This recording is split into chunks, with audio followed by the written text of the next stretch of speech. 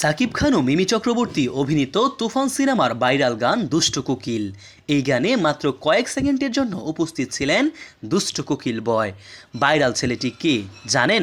Net দুনিয়ায় দুষ্ট কোকিল প্রকাশ পাওয়ার পরই গানের ভিডিওতে সাকিব ও মিমির সঙ্গে নজর কাড়ে একটি ছেলে।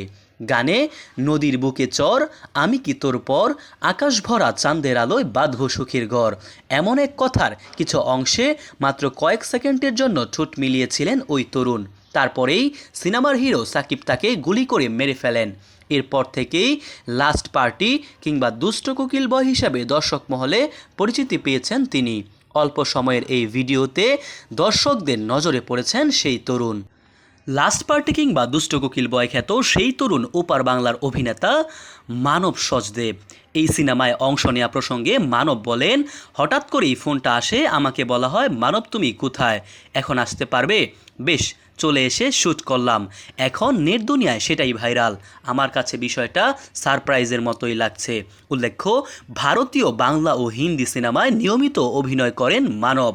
টিভি পর্দায় বাংলা ও হিন্দি সিরিয়ালেও তাকে দেখা যায়। মানবের কিছু কাজের মধ্যে নাটক সাহেবের চিঠি, রিশতো কা মানজা এবং সিনেমা শাহজাহান রিজেন্সি উল্লেখযোগ্য। মোহাম্মদ সায়েম সরকার, নিউজ বাংলাদেশ 64।